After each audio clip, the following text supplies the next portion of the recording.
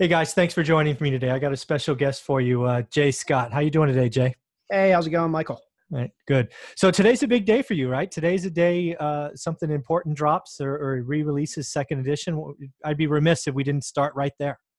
Yeah, so about 6 years ago or so, I released two books. They were the first two books released by Bigger Pockets, and today we released the second editions of those 6 years later. So I'm really excited. It's been a wild ride. The books did a lot better than I expected. I've gotten a lot of great feedback on them, and it's funny. I look back about a year ago, and I was reading through the books, and I realized that they were very much written from the perspective of 2011, 2012 real estate investor.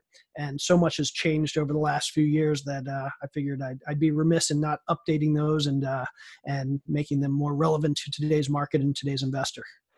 Yeah, I mean, think about the market 6 years ago. Where we were kind of at just the cusp of the beginning of a seller's market, and the last 6 years have clearly been seller's markets. So great time to be a flipper. Frankly, you didn't even have to run a very good business to be successful at flipping homes in the last 6 years. Yeah, it's one of those things that the market really would have bailed you out of a whole bunch of issues. And I think we saw this back in 2005, 6, 7, and 8, that there were a lot of investors who they did well because the market forced them to do well. They couldn't have not done well. And then 2007, 2008 comes around, and it really kind of separated the good investors from the not so good investors.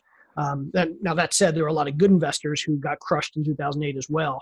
But certainly, if you weren't disciplined, you didn't really understand how investing worked, and you were just relying on the market to save you, 2008 was a tough year. And I have a feeling we're going to see a lot more of that over the next couple of years as well. Yeah, I was just going to ask you that. I've actually been preaching that a little bit, trying to pull people back, because I think if you started in the last 5 years, you've known nothing but a seller's market, and the market has saved, at least many of you. I'm sure some of you are doing great stuff, but it saved some of you. And if your sale time is going to be longer, the price you're going to get is longer, the hard money cost is going to be more expensive. And if the market is getting soft where you're kind of trying to enter with your product, you're going to have some price reductions, and you're probably not used to that. And, Yeah. You and I both saw people go bankrupt and lose everything last time. Absolutely. And it's crazy. I think a lot of people don't realize how the market changes or the extent to which the market changes. They could hear it over and over again, but you can't really internalize it. When I tell people, this is the big one for me, I tell people when the downturn starts, you're not going to be able to raise money. Yeah. And everybody's like, yeah, you're right. There's not going to be any like private lenders out there. I'm gonna have to start going to hard money lenders and to small banks. And I'm like, no, you don't understand. The hard money lenders stop lending because they're getting their money from hedge funds who are stopped investing. And the small banks, they stop lending, and the private investors go away. And the big banks, the Wells Fargo and the Bank of America, they're the ones doing the conforming loans for your customers. Your customers are the homeowners who are buying. When your customers can't get money, you can't sell your product. And so people don't realize that, like, how much financing and how much cash in general is affected during a downturn. Literally, there is no money out there. Yeah. Yeah. We both lived it. I remember being able to get loans. I mean, it was unfortunately too easy in 5 and 6, right? Let's just be honest, right? Signatures and pulses. But they went away, right? I have great credit, lots of units. I think at the time I was making multiple 6 figures a year, and the banks, I mean, I felt like I walked in a bank and like alarm bells went off. It's like, you're evil. You're an investor. You're a real estate investor. I don't want to talk to you, right? Because we had 50 or 60 units or whatever it was at the time. And like, we no money, nothing, like as Jay says. So the other thing I'm trying to do is I'm trying to tell people that are they think they're seeing a deal now, right? Prices have gotten soft, and they can add one more inventory. And I'm telling them, stop, finish what you have. If you have something you could make a profit on today, sell it. Get small, right? Get Absolutely small, and hopefully people listened, because it was ugly when the market changed. It changed. Yeah, I think a lot of people think that moving forward, what's been working is going to continue working. And at some point it's not. And here's the thing, some things have already changed. Yes. We talk about from a flipping perspective, if you're flipping high-end houses, and I know high-end is going to be different in every market, but if the average if the median sale price in your market is $250,000 and you're flipping $750,000 houses, I'm guessing that segment of the market has already slowed throughout much of the country. So, I mean, you can't just keep doing what you were doing. You got to think about how the market's changing, not just how it's going to change when the recession hits, but how it's already changing. I mean, the top of the market's already slowing down. Days on market is going up. Interest rates are going up. All these things affect us as investors, and we need to be modifying our strategies and our tactics every day to accommodate. Yeah, I've been blunt. I'm saying what I'm telling people is anything that's 2x your median price, Yep. Be very careful. I think that's great advice. Yeah. So, one thing we jumped in, we just started going like we do. Let's at least give the titles of these 2 new books because I own them. I own the first editions, but let's at least give them the props that they deserve. If you don't mind. I appreciate it. The first is the book on flipping houses. Wrote that because I didn't feel like there was a really good step-by-step guide out there for flipping houses. Lots of flipping houses books. A lot of them are really good. A lot of them are really motivational. But what I found was I'm an engineer by education and by mindset. And so for me, like I like to think of things very analytically, very linearly, step by step. And there were some really good motivational flipping books out there, but there wasn't anything that appealed to me in a step by step, this is how you do it fashion. So I thought I could contribute that to the whole library of knowledge out there. So I did. And as I was writing that, I got kind of stuck on one chapter, the estimating rehab cost chapter. I started writing and writing and writing and writing. And before I knew it, that chapter was like 150 pages. And so my wife suggested, hey, that could be a separate book. So I actually pulled that chapter out. I left a little bit in, but then I kind of pulled the bulk of that chapter out and put together a second book called The Book on Estimating Rehab Costs. And because I never found anything out there that kind of provided that perspective for real estate investors, that information for real estate investors, that one's gotten really popular over the last few years. Yeah. And again, people watching this channel, hopefully you trust me by now because I just tell you how it is. Go out and buy those books. I own them. They're in my library. I bought the flipping book first and then realized I couldn't estimate costs, even though I had 10 years of landlording experience, right? Because being a landlord cost is different than a flipper cost. So go get them both, buy them at the same time, just be done with it and read them. I think you'll be doing yourself a good service there. So why don't we talk about your business, right? What are you doing now? Last I checked, you moved again. So Yep. where are you now and what are you doing? So we are currently in the suburbs of Washington, D.C., so technically Maryland. Moved from Atlanta where we were for about 5 years before. And that's one of the nice things about real estate. That's one of the things I love about real estate is it kind of gives us the freedom. We didn't move because this was a better real estate market. We moved for personal reasons. But real estate allows us to continue to operate, whether it's this market or the market we used to be in or other markets that we're in. So we're kind of doing stuff in the DC market, not as much as other places. We're doing stuff in Atlanta. We're doing stuff in upstate New York. We were in Milwaukee for a while, but got out of that market. So that's the nice thing about real estate is if you do it right, it can be, for the most part, location independent. And so we've tried to kind of put our family first and make our personal decisions and then let our business fall in around that. So yeah, long story short, yes, we moved a couple years ago. Very cool. Well, there's so much there to sort of talk about. When I first came across you, you were in Atlanta.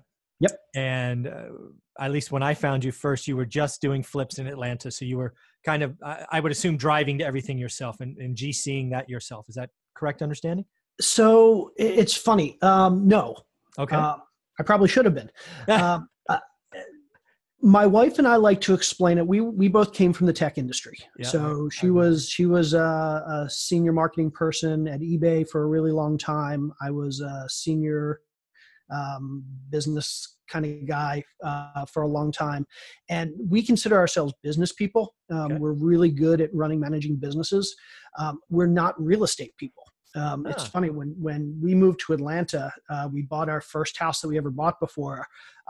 My wife jokes that I couldn't change a light bulb, but she was almost, it's almost true. And today I pretty much can't do much more than change a light bulb. And that that helped our business in ways that we never could have imagined because we didn't really get the construction side of things. Okay. It kind of forced us to hire the right people and bring in the right people and to focus on the parts of the business that we were good at, which was hiring and managing and dealing with the financial aspects and all the things that good business people do, not necessarily all real estate people do. Correct. So from the beginning, kind of my attitude was, I can't go in and swing a hammer. I can't go in and manage somebody who's swinging a hammer because I don't know how he's supposed to be swinging a hammer.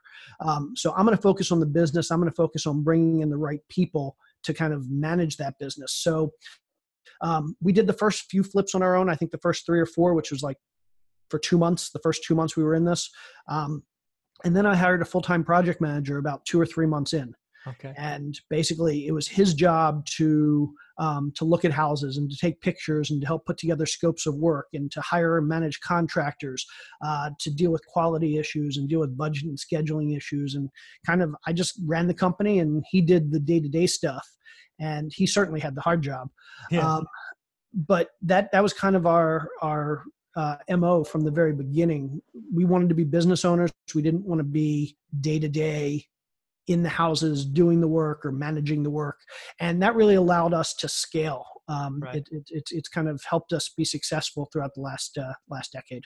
Yeah. And during that time, I believe it was called 123flip.com. .com. You were at least the first that I had seen. I think Tom Tarrant was doing a little bit kind of after you. Yep. I think he followed you. But you were doing a great job of documenting kind of before and after and just running the numbers, right? I think you have, Yep. I think it's your first 50 deals, right? You Yep. still have on that site. I checked yesterday. Yep. I would tell people to go there and look at it and just, realize that's 6 years ago. Or maybe it's even longer than that now. Maybe it's 10 years ago. But appreciate what he's done for you there. You can go look at it and see what worked and didn't work. And he puts a lot of stuff there and just read some of the comments and it's still a wealth of knowledge. Yeah. The cool thing about that site was I think about the site. People always say, oh, the books are so helpful, blah, blah, blah, blah, blah. I think the site is actually, and it's all free, I'm not selling anything. The site I think is actually more valuable because you get to see in real time all the mistakes we're making. I tried to post a blog post at least once a day. We often had multiple houses going, so I'd post on multiple houses every day. And I was learning as I was posting that stuff. In fact, the reason that my wife and I created that blog was basically as an accountability tool. Yeah, So I saw that. Yeah. It forced us to like really do what we said we were going to do. I had people within a year of starting that blog. I had people that were like sending me emails. Hey, you didn't blog yesterday. Everything okay? I mean, it was crazy. And I wasn't sure if they like really cared if everything was okay or if they just wanted more blog posts. Probably. So we made a lot of mistakes on those first 5, 10, 50. We're still making mistakes, but we made a lot of mistakes early on and we weren't shy about talking about them. I mean, I think that's what makes. You were very honest, just black and white, no feelings, no extra sizzle, no pomp and circumstance, right? It's just, this is what happened. This is how we rolled. You talk about transitioning to mobile homes at one time, right? I remember that. And that didn't go very well, at least my understanding. Yep. So, I mean, you put it all out there. Yeah, absolutely. And again, engineer mindset. Like I'm not here to judge myself. I'm just here to report the facts. Maybe it's more journalist mindset. Journalist. Yeah. There you go. So you stayed in Atlanta, sort of a single market. And I think right near the end of 123 Flip, you were talking about at least evaluating. It was Milwaukee. Yep. What went through your head? Was it Atlanta wasn't offering the same common opportunities anymore? Were you looking to diversify risk? Did you have team members? What causes someone to go, hey, I want to go to a market that's states away? What does that look like? Well, that was interesting. I met a potential business partner. Okay. In fact, it was at the BP conference back in 2000, whatever that was, 12. I think where you and I first met. Yeah, Denver. Yeah. Yep. And so I met a potential business partner. He was on the West Coast, and we decided, hey, he was flipping houses. I was flipping houses. Let's pick a new market and kind of learn the new market together. And we both wanted to get into a new market, but I don't think either of us had the guts to do it alone. So we figured, hey, let's do it together. And we looked at a bunch of different markets, and based on the how the markets were doing, and just as importantly where the markets were located, we were looking for something that was kind of equidistant from both of us.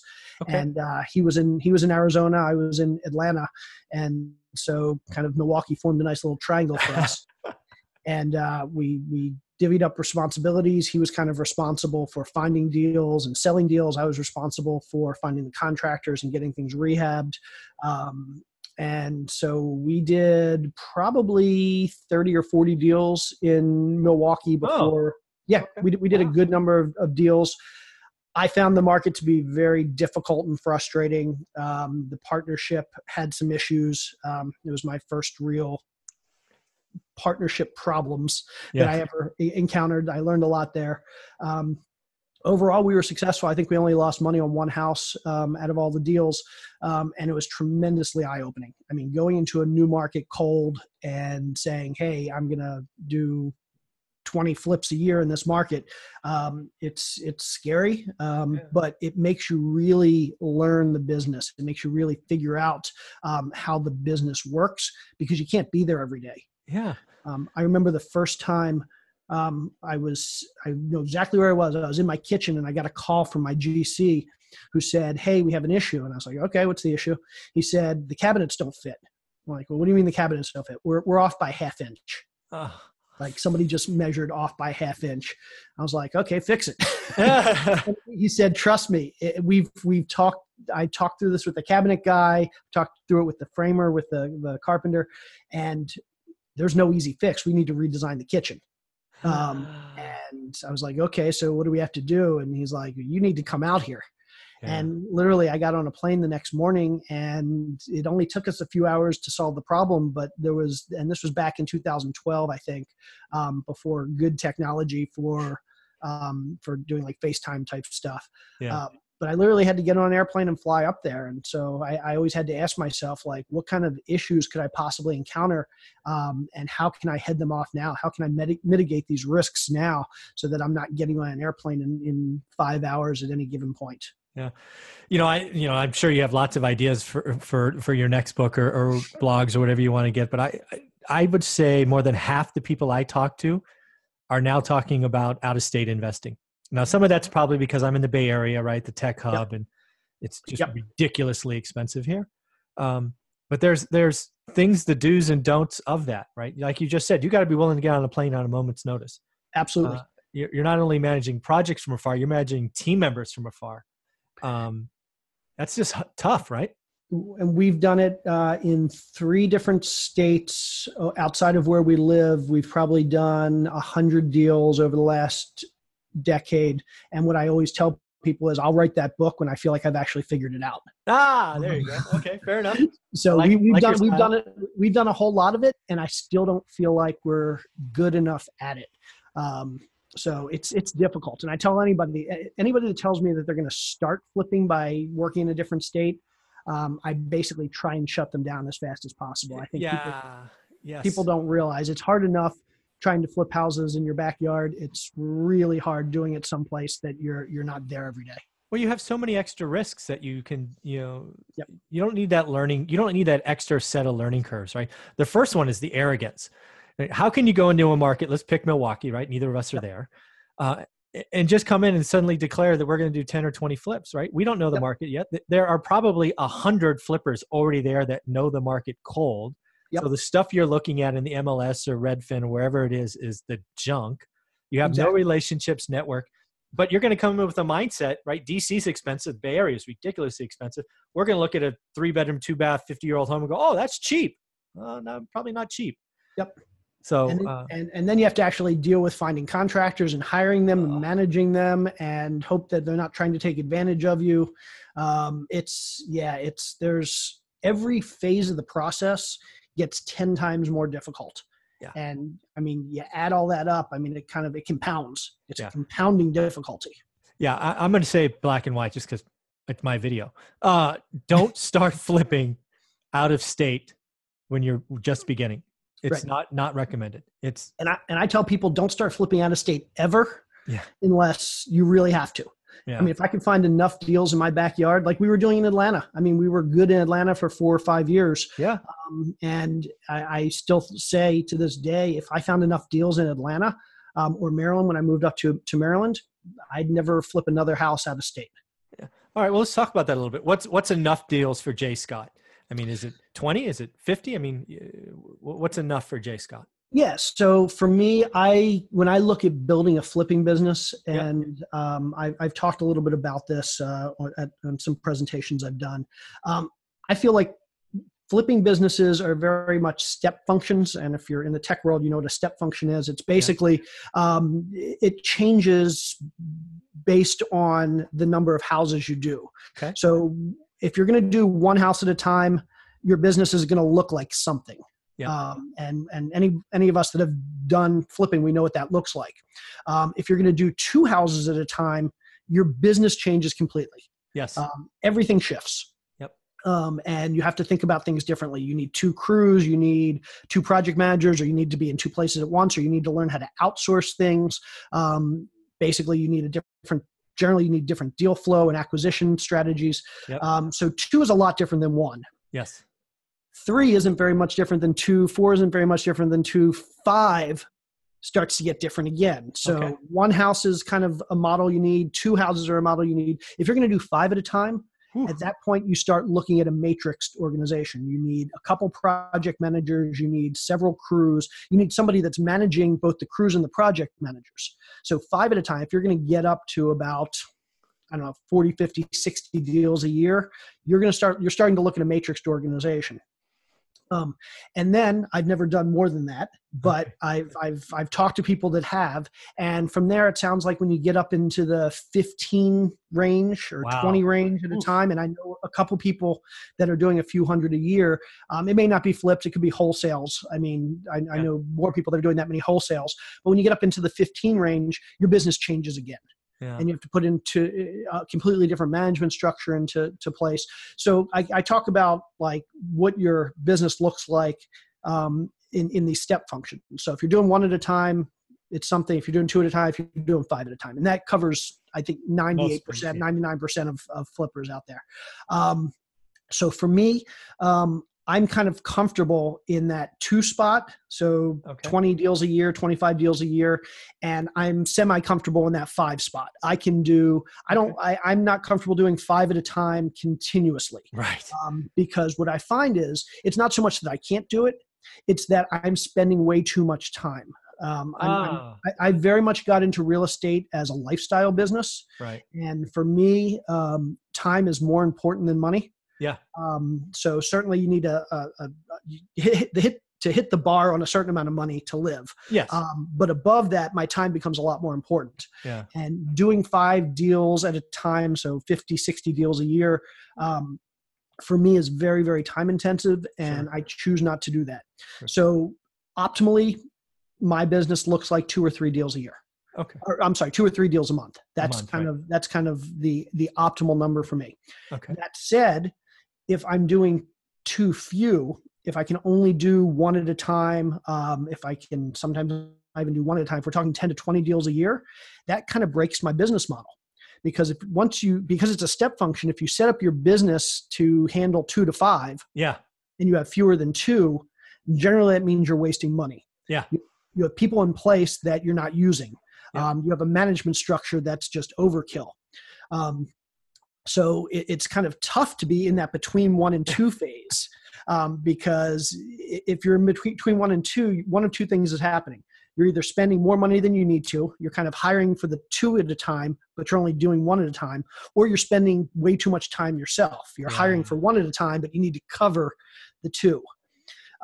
And so what I found the last couple of years is I've been in that situation where I've had a team that was built to be doing 2 or 3 or 4 at a time. Okay. But we weren't able to find 2 or 3 or 4 deals at a time in any given market. Got it. So what we've done is we've actually stopped flipping, because we would rather, in a particular market, let's say Milwaukee, that was a good example. We'd rather be doing no deals a month than doing 1.5 deals a month. Because that just makes it really difficult for us. Yeah. Okay. So we'd rather be doing something else. We'd rather take the time and focus on some other endeavor. So we're still flipping in Atlanta. We still have a team down there, but we've stopped flipping in Milwaukee. We've, for the most part, stopped flipping in Maryland. I do have some partners here that do most of the work, and I'm just funding it. So for the most part, we've slowed down our flipping considerably. Okay. Now, is that being replaced with buy and hold, or you note private money guy? Okay. Yeah. So we're moving. We're doing a bunch more buy and hold. We've done some multifamily in the last couple of years, getting into note investing. I do some lending, all these things that people don't realize I do because I'm just the flip guy to everybody. But I'm a big fan, and we talked about this a little bit earlier. As the market changes, you have to change your strategies. You have to change your tactics because you don't want to be fighting the market. Oh, the market will crush you. The market's always going to win. Yeah. And I'm lazy. I'm one of those people. Not only do I not want to fight the market, I want to find the path of least resistance. There you go. Give me that low hanging fruit. Yeah. And flipping, if I could make money, like a lot of money into a downturn, I'm not sure I could, but even if I could, I'm not willing to work that hard. Right. So I'd rather find those opportunities that are a lot more congruent with a market downturn, that are a lot easier to accomplish and achieve with the market, in a down market. Yeah. I'm curious about this. I actually don't know the answer to this one. How much time do you spend in your business? I don't know if you want to say a week or a month, right? If the average work week's 40 hours, what are you spending? Because again, time is important to you. It's important for me as well. I retired, right? So now I choose how I spend my time. So I'm curious, how many hours a week or a month? I get asked that question all the time, and I don't know how to answer. Okay. I'll go a month and essentially not do any work. And then I'll go other months, like this past December and January, I've overcommitted. I'm working 60, 70 hours a week. I'm working on 2 books. I'm working on a video course, and I'm doing my real estate stuff, and I'm doing some other business stuff. And so that's kind of the way it works with me is I'll work I like to work really, really hard and focused for short bursts of time, whether that be a day, a week, a month. And then I need time to just kind of recover. Right. And I can accomplish a lot in a short period of time, but then afterwards I'm drained and I need a day or a week or even a month off. Okay. So there's really no answer. And it's also, it's different kind of work. Yeah. Like I said, I'm writing 2 books now, which is a very different kind of work than flipping 10 houses. Yeah. Or whatever else I might be doing. It's all very different. So the number of hours, I'd say on average, I probably work 10 to 20 hours a week if you averaged it all out over everything. Yeah. Okay. But take the zeros and take the 80s, put them all in a blender, and you get about 20, 25. Okay. Makes sense. It feels like that has to be the right number, right? Just everything you've shared already in this interview. I'm like, that's not free, right? Don't have some magic time thing. Absolutely not. Yeah. So I think let's rewind the clock and talk about your origin story, right? You already shared earlier, your wife and yourself were tech workers in the Valley. You made the choice to go to Atlanta. Talk about sort of that. And I think you just went right into flipping, right? It's not like you transferred tech jobs or anything of that nature. Yeah. So when we were in the tech world, my wife was traveling about 3.5 weeks a month with her job. Oof. She was, I mean, it was good travel. She was on the corporate jet. She was pretty successful. I was traveling 2 or 3 weeks a month for my job. Not quite as fancy. Coach. Yeah, exactly. I work for Microsoft, and Bill Gates used to brag about him flying coach. Yeah, there you go. They'd put us in the baggage compartment. So we were both traveling a tremendous amount. And the day I asked her to marry me, the first thing she said was yes, luckily. Nice. And the second thing she said was, so what are we going to do about our lives? And basically made me promise at that point that we would have a more traditional family. Not that there's anything wrong with being two working parents working hard, but she very much wanted to be a mom, and she wanted to be a stay-at-home mom, and so we needed to figure out like what we were going to do so that we could like really put our family first. That was always something that was big for both of us, and so we knew from the outset that we needed a lifestyle business. And so the day we got engaged, we also decided we're going to quit our jobs and we're going to go do something else. We had no idea what that something else was. Wow. So we got engaged in November, I think it was. We shortly after decided I had some obligations at work and some timelines that I would be giving up a bunch of money if I left too soon. So we decided we would stay until May. And then on May 11th, 2008, we picked up and we moved to Georgia, not knowing what we were going to do. Wow. And so the goal was figure out some business to start that would like be a lifestyle business. It would allow us to live the life we wanted to live and then kind of put work around that. That was kind of the goal. Okay. And so my thought was for passive investments, we'd be doing some multifamily investing. I've always wanted to get into real estate. So I always thought, okay, well, when we get to Atlanta, I'll invest in some multifamily with whatever money we're making from whatever business we start. Okay. And one day, summer of 2008, we're waiting for the wedding to come around in August. And my wife is flipping through the channels and she flips on a house flip show, which was pretty common back then. Yes. And she said, let's do that. It's like, do what? She's like, let's flip a house. We got a couple months until the wedding and how hard could it be? Hey. They make it look so simple. They're making it look so simple. And all these flippers are in Atlanta. Look at that. They're making tons of money. And I thought she was joking. She was serious. And so we decided to go out and start looking at houses. And it didn't feel real. Again, we weren't real estate people. Right. But ultimately, we bought our first property on the day we got married. We closed on the property about 4 hours before our wedding. Huh. And we flipped that property. Luckily, we bought a second property before we sold the first because we probably never would have bought a second one. The first one didn't go great. Okay. Took us 2.5 years to finally get rid of that property. We ended up making, I think, $1,200 in 2.5 years. Yeah. But we ended up finding two at the same time. So we bought kind of two in that first week. And then we bought one a few weeks later and another a few weeks later. I guess we weren't really thinking. We were just kind of like irrational exuberance. And before we know it, we were flipping a lot of houses. And the crazy thing is, I was talking before about we run our business like a business and we hire people. And I know when I say that, I give the impression that like we've got it all figured out and we were the Warren Buffett of flipping houses. We weren't. Fast forward about a year to September of 2009, we had our first baby. And there's a picture, and maybe I'll send it to you. I don't know. No, I can't. My wife would kill me if I post it. I've shown it to some people at conferences, and my wife gets mad every time I do. We have this picture of her in the hospital. She's breastfeeding, so she's got the baby on one side. She's got two computers in front of her, and she's on a cell phone. And she looked up at me after that and she's like, you do realize that we started this business so I wouldn't have to do this. Yeah, exactly. Honey. Yeah, exactly. And part of me was thinking she loves this. I mean, that was, she loved doing that. But it also made me realize that we were working harder in our flip business than we were in the business that we left. So September 2009, I really sat down and figured out how can I kind of automate and scale and optimize our flip business. And we spent a good year like really putting in place as many systems and processes as possible to kind of automate things.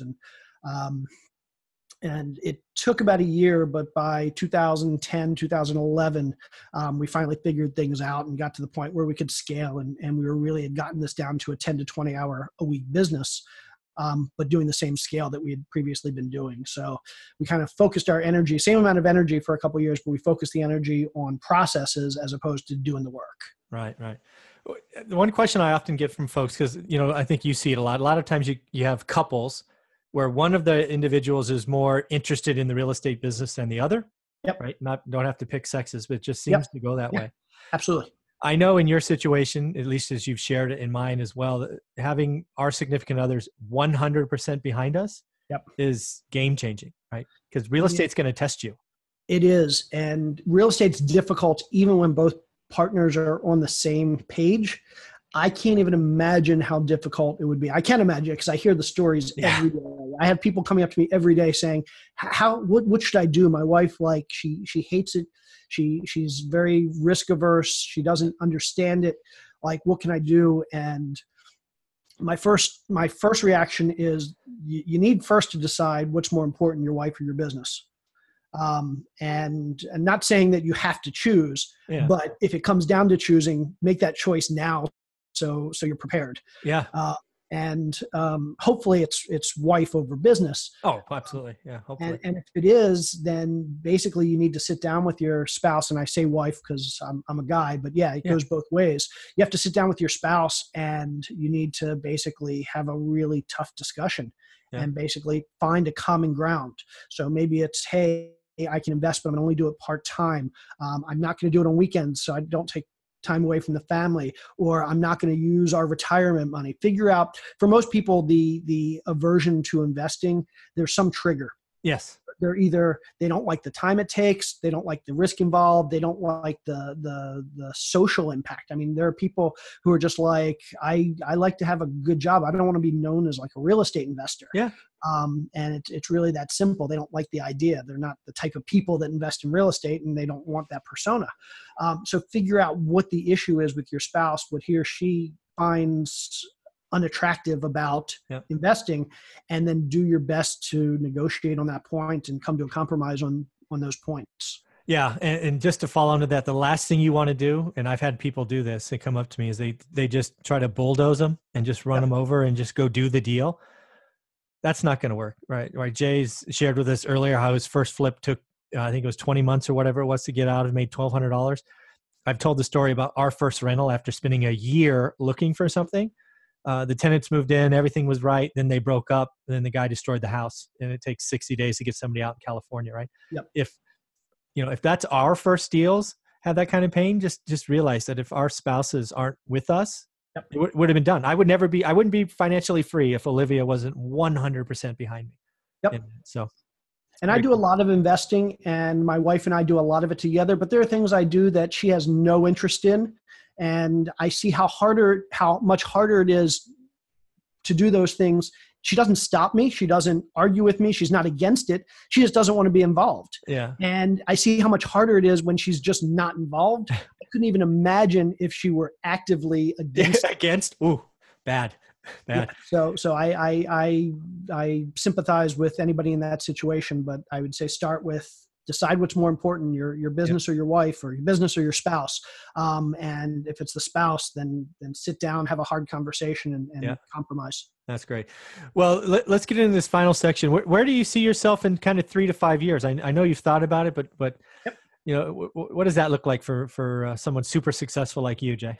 I wouldn't call myself super successful. It's funny. There's so many people I meet in this business that are super successful. I think I've kind of gotten more of a brand than a lot of people, but I know a whole lot of people that are more successful than I am. So I certainly don't want to call myself super successful. Again, I love investing. Investing to me is so much fun. And so I also like new challenges. So the fact that it's becoming more difficult to flip houses, I love that. I've felt the last couple of years, I've continued flipping because I felt like that's what I'm supposed to do. Yeah. I figured out how to make money doing it. People expect me to do it. And so I've done a lot of it more out of inertia. It's hard to make changes. Yeah. This is the changing market is really giving me an opportunity to look at new stuff. Okay. And I'm enjoying it. So in the real estate world, we're starting to get into notes. So I'm excited about notes. I feel like there are some aspects of note investing that are a lot more recession proof than other areas of investing. Okay. Been doing some lending, and if you lend correctly, that can be pretty recession proof. Certainly interested in multifamily. I've been interested in multifamily for a decade. I missed the run up in 2013, 14, 15. I was so focused on flipping that I kind of forgot that there was out there. So I'm hoping that there's some opportunity in multifamily in the next couple of years.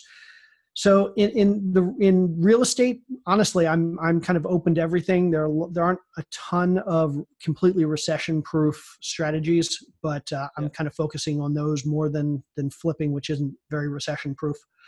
Outside of real estate, very interested in doing more business stuff. So I do some angel investing Oh, in the tech space. So interested in doing some more of that. Again, that's not tremendously recession proof. My wife and I have talked about starting non-real estate businesses, or businesses tangential to real estate. So we may be doing that in the next couple of years, and have a couple more books coming out. So I kind of go through phases where I really like writing, and then phases where I really hate writing. And the last couple months I've been into writing, so I've been doing a bunch of writing. So people always say, what are your goals for 2019, or what are your goals for the next 3 or 5 years? And luckily, I mean, I'm very fortunate. My wife and I are very fortunate that we've gotten to the point that we don't need to be accomplishing a set number of goals right. or whatever to kind of keep our lives going, keep our lifestyle going. So these days I'm a lot more into, what am I interested in doing? Can I make money doing it? And if there's an intersection between what I find interesting and I can make money doing it, You're in. I'm in. So, Very cool. yeah. All right. Well, thank you. This has been a lot of fun. I always turn the channel over, this video over to the person being interviewed to sort of just share what they want, how to get a hold of you, or your website, your books again, and anything you want to put out there. This is your chance, Jay. Just share away. I appreciate that. So if anybody wants to get in touch with me, website is 123flip.com. So basically, like you mentioned, you can see first 50 deals we did there, all the goods and bads, and all the numbers down to the penny for those deals.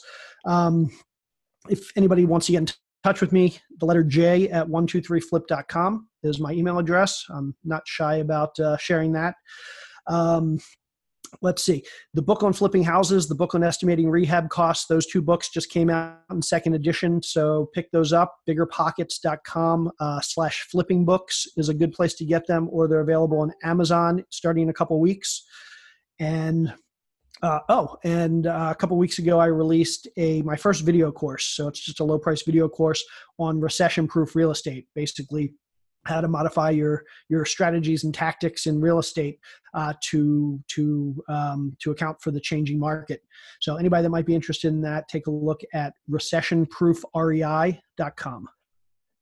Very good, Jay. Thank you again for your time. I know you're very busy. Thanks for squeezing us in January. Oh, my pleasure. Thanks, Michael.